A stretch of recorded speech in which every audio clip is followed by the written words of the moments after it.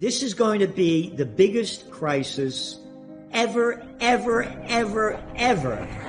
documented in modern history.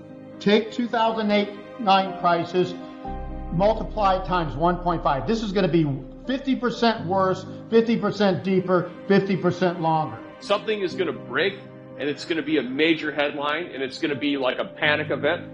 That it always happens, and so this is coming. This is coming in the next 90 days, and it'll be a front page headline, all right? Let me just make it easy for people. The reason why is because you had easy money for 14 years, and you just took all the easy money away. We have swelling global debt. It's ballooning, and it will continue to balloon until we get a bursting of that debt bubble, the debt market hyper bubble, which is being fueled by design. The larger they can make the global debt bubble, the bigger the bang. A crash like this, you'll see 3 waves of crash. What we've seen is the first wave down. And of course, that's the most important one, because if it's 10 or 20%, then it may not be the beginning of a larger crash. We can always go to new high. This one was 35% on the NASDAQ, 25% on the S&P. So that 30% plus range qualifies it as yes. This looks like the first crash, which means now we're in the bounce from that crash where everybody can say, oh, it's over, and one good jobs report, okay? You know, how much is job stuff? We're still catching up from COVID and stuff. So we are in a recession. All the signs point towards a recession. Everybody says it's going to be shallow. That's what the experts say every time we have a recession. Here's the truth about this thing. This recession, it started in 2008-9, which is really more a depressionary period from such a bubble of such a magnitude. That should have been deeper and longer. That crash should have gone into mid-2010 and been a lot deeper. Stocks should have been down 80%, not 50-some%. So they blew us out of that. Now, despite stimulus, they overreacted to COVID, which was a huge mistake, because now they have to tighten because they overreacted to COVID, and COVID is a temporary crisis by definition, not a long-term crisis. But the economy is getting weak again. Now I'm just let people figure something out for yourself real quick. Let me tell you what happened during COVID. $5.1 trillion in fiscal stimulus and $5 trillion in monetary stimulus in 2 years, almost half of GDP, and we're already falling into a recession again despite that, okay? It shows what I'm saying. The economy is weak because the baby boom peaked back in 2007. We're in the weakest part of that downturn demographically, the biggest demographic downturn in history, until about 2024, still a year and a half from now before we start to recover. So this downturn is going to have to be deep to wash out all the debt and all the bubble stuff. We can't just come roaring out of this and say we're over it. This is the first wave down. We may be close to the end of this bounce. So consider, here's how it goes. A first wave crash down, 2-wave counter trend, okay? Retraced 40 to 50%. We retraced about 40% now, so this could be over soon. Then you get the next wave down. That's called the 3 wave. That should be the same size and length of this wave or more.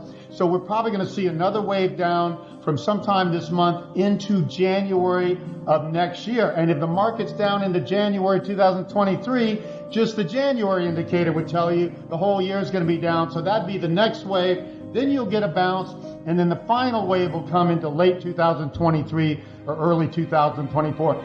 That's what you should expect after a bubble of this magnitude, especially one that's been stretched and stretched and stretched. The economy's never been able to wash out all this excess.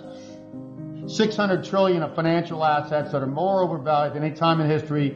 Frankly, and I show this in my newsletter to tell our subscribers, is we have $600 trillion now in financial assets, 6.5 times GDP globally, and that normally would be 2 times GDP in normal time.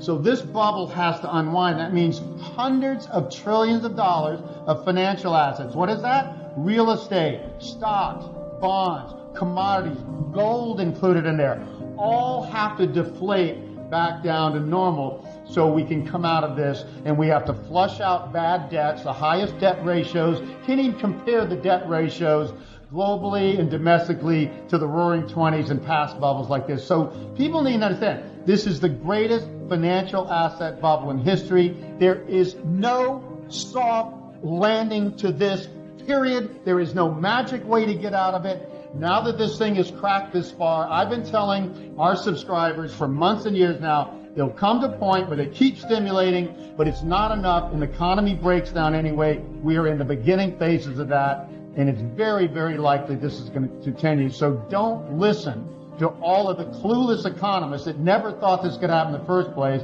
and saying, well, this will be a mild recession and the worst is over. I am telling you, it is not. And you are risking your assets if you do not take this seriously. And you got to remember, if they've been stimulating nonstop for 13 years and we keep getting a weaker economy, and that has been what's happened, okay?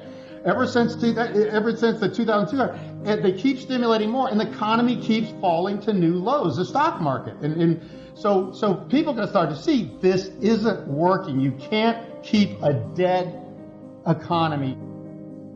They got sudden inflation because they created the biggest bubble in financial assets in history. Anybody, any young person today has no chance of investing in retirement where every market from bonds to stocks to real estate is so overvalued that at best it can go sideways for decades to come, and at worst it goes down and you lose money. We need to deflate this financial asset bubble so that things go back. What's the biggest problem in our economy? Young people can't afford to buy a house. You know what a house was, an everyday house was 20 years ago? $120,000. You know what it is now? $420,000. What does that do to your standard of living if you just got married and had 2 kids? Can't afford to buy a house. And if you do, you can't afford to buy anything else. And interest rates are artificially low when they go back to normal levels because government's pushing that. Then all these mortgages and stuff are going to cost more. They have basically been living in an artificial economy. You don't get something for nothing. You can pump it up for a while. Hey, I tell people it's this simple. If I want to feel good today, I can feel good. I don't care how bad I feel. All I got to do is take heroin or cocaine or something or 10 cups of coffee and I'll be up. Does that work? Is that healthy? No. We've been doing this for years, living on artificial stimulus, stretching an economy past when people needed to spend money. The baby boomers were overspending their money and buying all their houses in 2007. I predicted that 20-some years in my newsletters and books before it happened. Mark my words on this and shoot me if I'm wrong. Next few years, housing in the United States is going to go down 50%. You know what? People said that couldn't happen. It already went down 34%, and I predicted that, okay?